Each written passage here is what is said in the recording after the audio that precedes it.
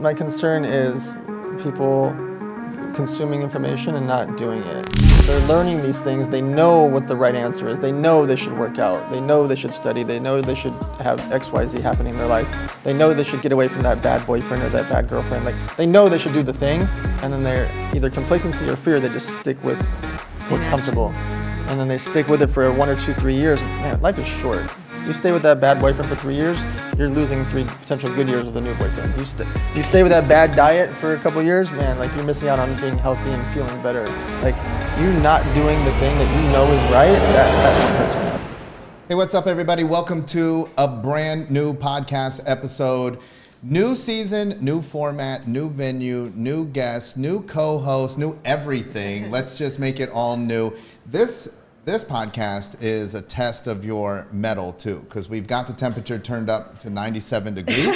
He's wearing a sweater. We're in a sweater over here. We're in a suit jacket over here. Don't mind us. And Your ratings are going to go up soon. Yeah. Afterwards, we all go into cold plunge, and we continue the conversation, and we see how your mental acuity is there. Today, we have a fantastic guest that, quite frankly, for this particular audience, needs no introduction. You see him all over the place. If you have a phone, if you have social media, if you are attuned to other entrepreneur type podcasts, Dan Fleyshman is someone who is absolutely moving the needle all over the place, and we're super excited to be able to share with him today.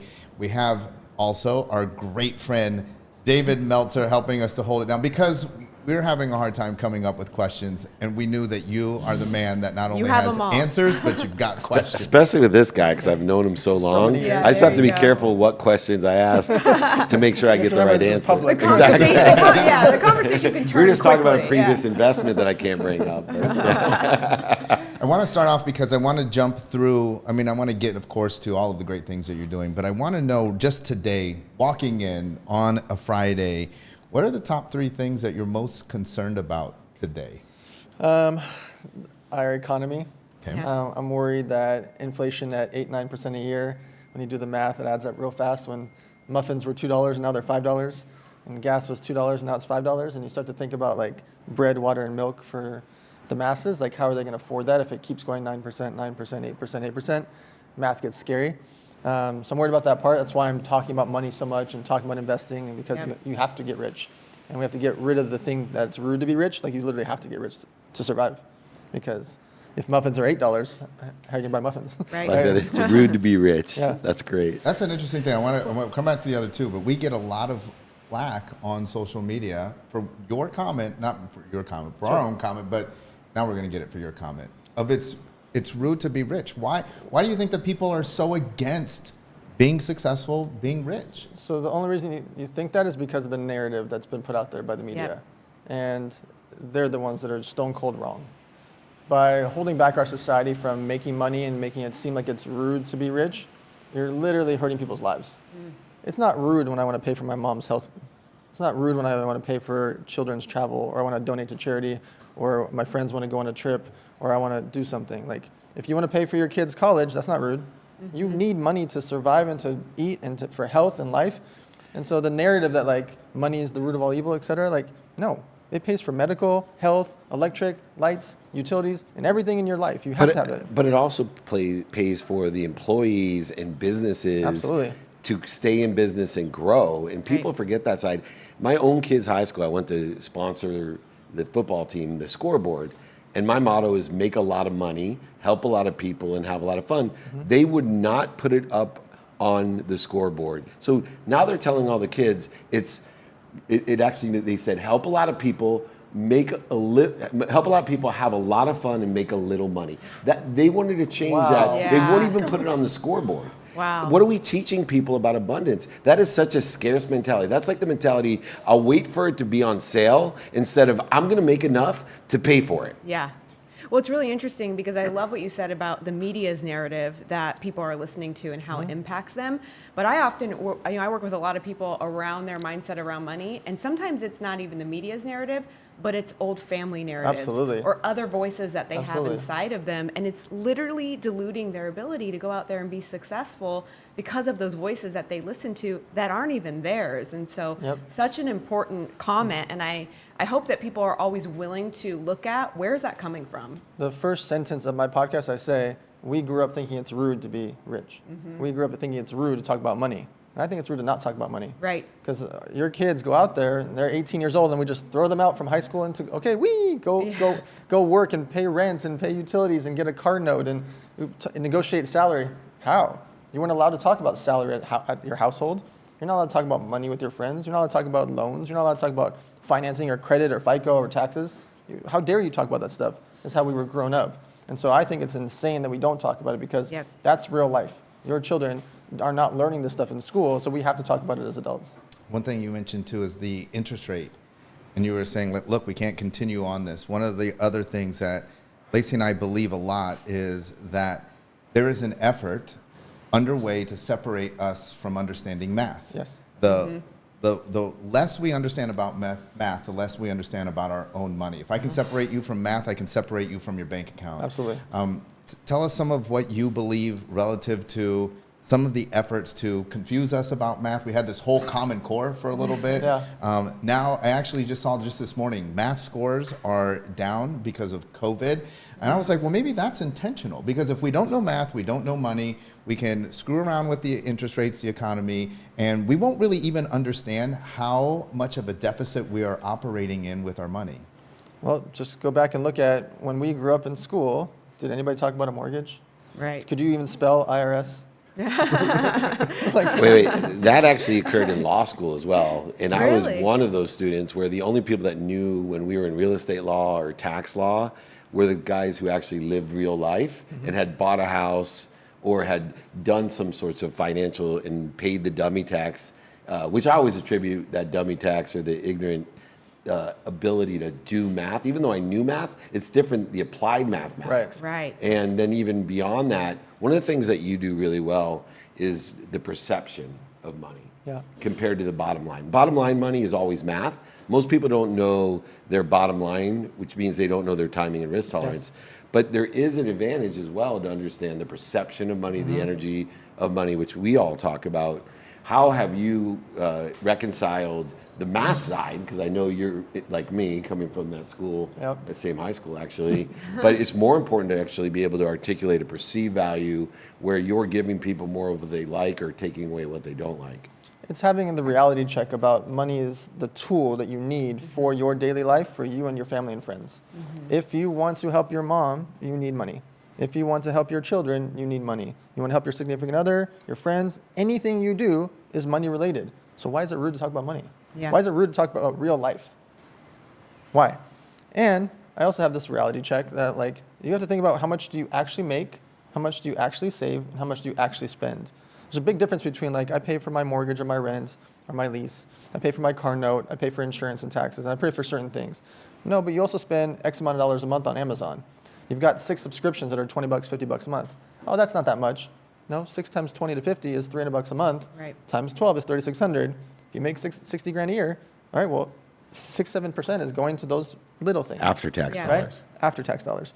And so I just like having these blunt discussions. I call it building in public. I talk about real math, how much I really spend on something. This is how much an Everbowl restaurant costs. This is how much I paid to invest in this. This is how much I donate to charity. This is why you should do X, Y, Z. I talk about real life math because it's real life math. And there's nothing rude about talking about it. And I don't do it for a pat on the back. I showcase this is how you should spend money. This is how you should consider investing. Here's all your different options. This is why, hey, raise your hand if you think Apple will be here in 5 years. Okay, buy some Apple stock. Right. Oh, you like to go to Walmart? Maybe you should buy some Walmart stock. Oh, you spend $20 a month on Netflix? Buy $20 a month of Netflix stock. I just talk about real life things because it's important. You also provide solutions for people. You have podcasts, you do events all over the place. Tell us a little bit about that experience, what you're doing to help us as entrepreneurs, and what that experience has been. What's the feedback been? So for the last 12 years, I've thrown a free event called Elevator Nights. Tonight is the 54th one. Wow, congratulations. Right? That's Dave was amazing. there. I think the first one. I'm not going to be at the women's night, even if I wore a pink sweater. They weren't letting me speak. Off, though. Julie was invited. Yes. And so that event's been completely free. There's no tickets, no sponsors, no sales on stage. It's just a free event, 300 to 1,000 people every time for the last 12 years. And number 54 is tonight, 55, 56, 57 are already lined up because I want an excuse to bring people together to learn and network with other entrepreneurs. And I want to remove the barrier of cost. Tomorrow, we've got 3,000 people coming for Aspire Tour. But we make tickets that are like $47, $97. There has to be some cost to it because I want them to show up. When I have a free event, only about half the people show up. Right. I'll get 1,100 to register and 600 to show up, right? And so Aspire Tour, and sometimes we give away free tickets. We'll give away a couple hundred free tickets as well. But Aspire Tour has now become the largest business tour, $47, $97, $200, $500 type tickets, so that people can come and learn from Dave Meltzer, Magic Johnson, Lewis Howes, like Mark Cuban, like Kevin Hart. Everybody. You know, like, and so we're spending, $1 million to go get Kevin Hart and Mark Cuban and David Goggins, Gary Vee, et cetera. And Dave Meltzer. And Dave Meltzer. $500,000 for me. Yes. That's half our budget's right there. And so, but we're doing that because we're literally teaching our mastermind is called Money Is. The mastermind, we have 706 members and growing 100 a month, called Money Is, because we want to teach 3-day weekends about what is money. How do you use it? What are taxes? How do you get loans? How do you get your credit score up? How do you fix the things? Because money is life. It is part of your daily life. And so the events to me I'm so passionate about them. I'm throwing a networking event tonight, the women's event tonight, the Aspire Tour tomorrow, and then 9 days from now we do Aspire Tour in Denver, like bam, bam, bam, bam, because this is the way I call it touch the cloth. There's a big difference when you see someone on a podcast, when you see them in person, when you hear them on social media, watch them on YouTube. All of them give you a different feeling or emotion. But when you see them in person, it's kind of like a rock concert. And that's why we make it that way. We make it feel like a rock concert. You will see special effects. You will see celebrities, et cetera. Because I want you to remember it and go do it. Right. One of the other values that Shawn and Lacey understand, you do, since you guys do so many events, is a core lesson. I've known Dan for a long time. I think since he was 19, he was the youngest guy to take a company public. But it's the relationship capital, Yes. not, because I know people that go to Aspire because they want to touch the cloth of Magic Johnson. And I will tell you won't find a more charismatic speaker in the world than Seriously. Magic Johnson. He literally could say, and I saw him, because I got the keynote before him at Denny's, all he said was, "I love pancakes," and everybody flipped out. I was on the stage for an hour and a half, and they did not flip out. I was getting the obligatory standing O, which most corporate speakers get, but he's the real deal. But it's the crowd itself is an asset. Yeah. And you and I have used the bug light approach for years, where we bring in the biggest names in Yep. billionaires, millionaires, entrepreneurs, celebrities, athletes, and entertainers. Yep. That's the business model, to bring in the bug lights. But it's really for the people. Yes. And Elevator Nights does it. Yep. All the masterminds, the $100 million mastermind, all the things you've ever done. How important is it for the break time where those people are meeting people that are in the neighborhood? Yep. So the networking part is actually the most important part of masterminds and live events. What you learn from a stage, you're going to get little nuggets and information and things that you will keep with you, and some of that you'll forget, unless you're taking notes. But the people you meet in the room, that is powerful. The networking sessions, the breakout sessions, those interactions, because those hundreds of people at that event have already proven that they care about what you care about, right? If you're at a business event, or you're at a real estate conference, or you're at the all-women's event, whatever that thing is, you care about it. And so if I'm in the hallway with you, I know you came there to make a better life, or to learn something, or do something. And so I'm really passionate about pushing them to network with each other, and I actually say it at every event. It's not just about Magic Johnson and Dave Meltzer. You're surrounded by people that have already proven that they like what you like. So talk to them, especially during the breaks, and not just be on your phone in the corner. Well, we find that too in all of our events. That's where most of the connection, collaboration, accountability actually happens, is outside of the conference itself, right? And so that's very valuable. One of the things, though, I was just thinking, because we only got through number one of Right. what else is giving you about. ulcers? So, what else gives you ulcers at night? But I think a lot of people always talk about, here's what you have to do in order to make money. Here's what you have to do in order to attract wealth in your world. But what I love what you're talking about is what you're not doing. You're not in relationship with your money, and your events are driving and forcing people to get more in relationship with their money. But as the economy is shifting and we're encouraging people to be in relationship with their money, there's obviously other things that are concerning. So give us another one. Back to the media. Yeah. People are finally realizing, like, there's a lot of untruths. And I'm not anti-media from the concept of media. I love the media because we need information fast. But when it's skewed and you can see the same publications say two different versions of this is terrible, this is fantastic, this is the end of the world, this is the best thing that ever happened, that's confusing. And depending on what algorithm you're on, it's very confusing. What you see on your social media, what you see and what I see and what Dave sees, completely different. All I see is Dan, so. Yeah, there you go. So I'm on the Dan feed. that is definitely what I There's too much cannot there see. for me to keep up with, so I don't go anywhere else. So that does scare me because that narrative, and it spreads fast. Yeah. Right? We could have a situation right now, like if I spilled my cup on the floor and the drink went everywhere and got all over his shirt, that video could have 7 million views before I get to the parking lot. Right. Like seriously. Yeah. And so that part is interesting and scary at the same time, is that how much power the media has and social media has, and that narrative can literally change our minds. And if we believe it all of a sudden, we're like, whoa, yes, this is fantastic, or this is amazing, or this is terrible, and it causes conflict amongst each other. And that's the scary part for our society, is there's, our households are different now, the traditional family is different, and some people are trying to rip that apart. Our schools are different, and some people are trying to rip that apart. Like, there's just a lot of interesting things that that do scare me, that can happen really fast. You saw it, like what happened with Planet Fitness. They lost $400 million yesterday. Yeah. $400 million yesterday for one bad decision. Yeah. And they were trying to make it like the right woke decision, and instead they cost them $400 million. And so that is really powerful and scary at the same time. Well, obviously there's making mistakes and then lapses in judgment. You also are kind of alluding to there's potentially forces, people that are controlling a narrative. Would love to have some insight from you as to why you think that. Is it just purely like they're playing a game for clicks, they're playing a game for eyeballs, or they have an agenda? Why does that go on? So I don't have conspiracy theories because I don't give them that much credit. Like I've met a lot of politicians, and I'm not going to give them that much credit. And so they're not masterminding in the way you think they are. Stay here for more tips, They're folks. master something, but it's not mastermind. And so I just think that are there rooms full of people that are doing things? Yes. Is there an Illuminati? And that's hard to explain. But like people making decisions that do impact our world, it's 100% positive because we watched it happen with certain situations that have happened in the last 3 years that have divided the world, right? And divided countries and divided people and caused riots and, protesting. And then they find out, wait, that video was actually a different angle. Oh, wait, that didn't actually happen. Oh, wait, that person didn't do that.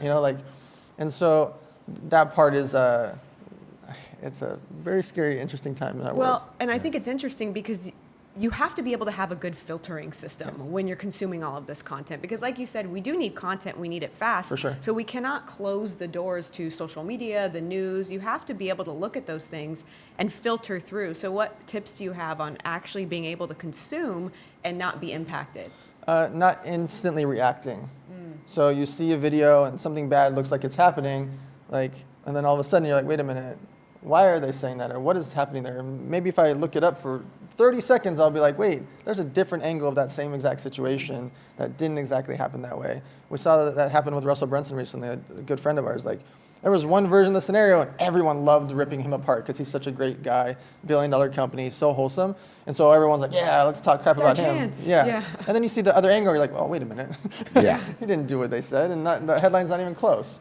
And Danny, I think where we're going, though, not to interrupt you, is that there's going to be a watered down version of the truth in social media.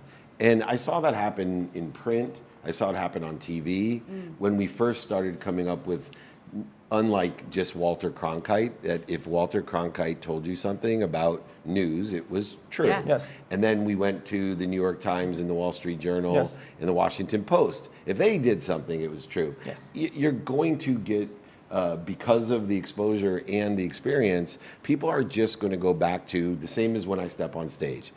This resonates with me.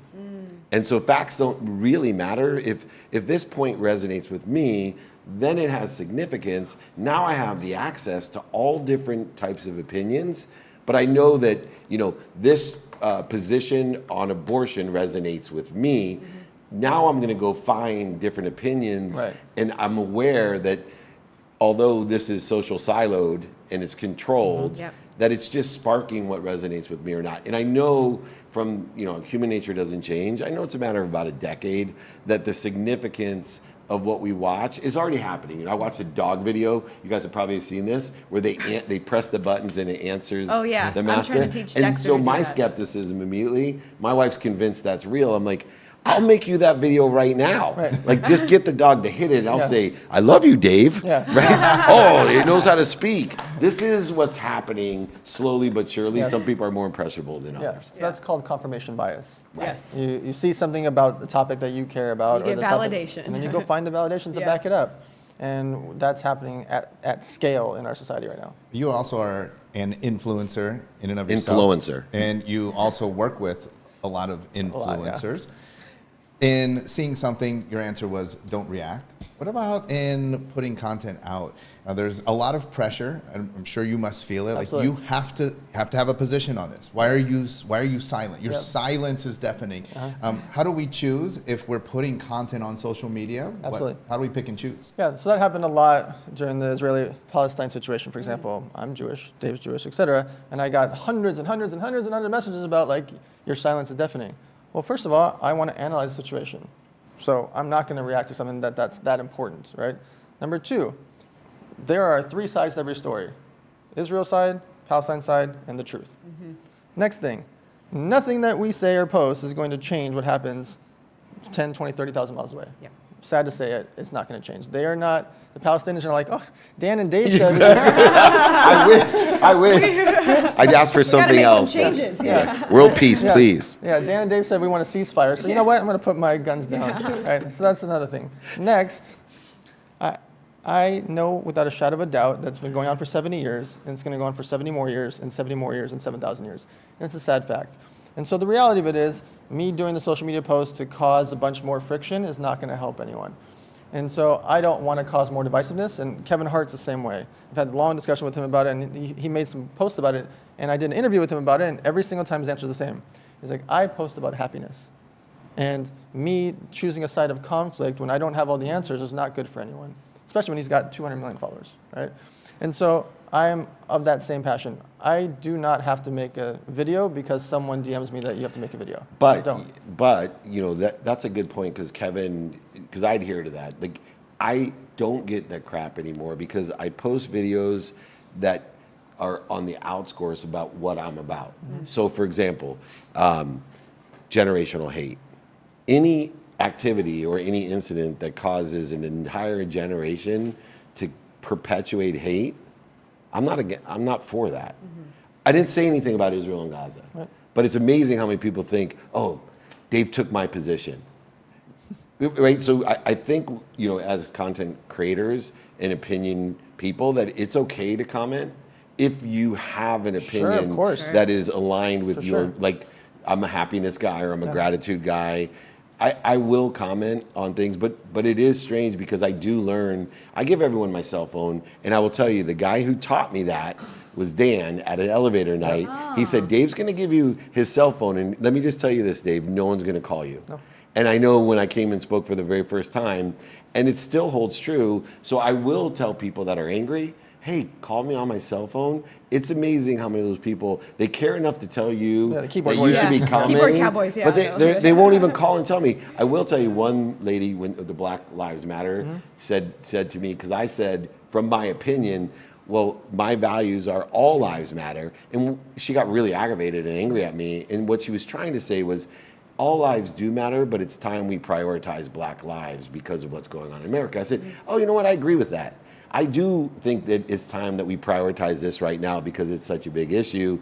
But if we weren't communicating, and it was the other 999 people that were too afraid to call me, I wouldn't have learned anything, and she wouldn't have been satisfied. Yeah. And we wouldn't be friends today. Yeah. Give us one last concern of yours on a Friday. And don't say having your first baby. My concern is people consuming information and not doing it. You know, Apathy. love that. They're learning these things. They know what the right answer is. They know they should work out. They know they should study. They know they should have X, Y, Z happening in their life. They know they should get away from that bad boyfriend or that bad girlfriend. Like, they know they should do the thing, and then they're either complacency or fear. They just stick with what's Inaction. comfortable, and then they stick with it for 1 or 2, 3 years. Man, life is short. You stay with that bad boyfriend for 3 years, you're losing 3 potential good years with a new boyfriend. You stay with that bad diet for a couple years, man, like you're missing out on being healthy and feeling better. Like you not doing the thing that you know is right, that one hurts me because I get frustrated. Like what's that thing about like the missing out on potential? Like when we see where we're mentoring someone and someone's, Dave is teaching someone, and then they don't do it, right? They don't use their skills. It's frustrating for guys. Like it's frustrating. What about wanting it more for them than they want it? I was just going to say that. kills We me. always tell our clients that like it's so hard when we want your business to be more successful than you, or we want you to get out of your life you more want than you healthier, want it. Yeah. And it is a very difficult thing because inaction is powerful. People think action's powerful, inaction is more powerful. If they don't go fix their health, oh my Yeah. gosh. Like it's frustrating for a doctor, like you know they can fix it. Yes. You know you have it in them, and they just don't do it out of complacency or fear. That's frustrating. One of the things you mentioned there was the events that you put on, the power of networking, and I'm glad you said that because I was thinking, how many people are collecting notebooks from events? $1,200 a month, Yeah. right? My storage. Yeah. All these notebooks, but they don't do anything. They just are waiting for the next event to fill it. Feel good for 2 hours. Yeah. And then not do anything, and then another event that might solve their problem. So I love that. How can people connect with you? They want to jump into the Dan Fleyshman world. How can they find out more? They just follow me on social media. My Instagram name and bio is the same on every platform, and everyone listening, you should do the same thing. Same name, same bio, same photo. So if you're wearing a pink sweater, wear the same pink sweater in every single bio. Because we have a very short attention span, so make it easy for people to find you. But yeah, my social's all the same, just under my name. I love it. Thank you so much for joining us. Absolutely Absolute pleasure. We super appreciate you. Thanks for hosting with us.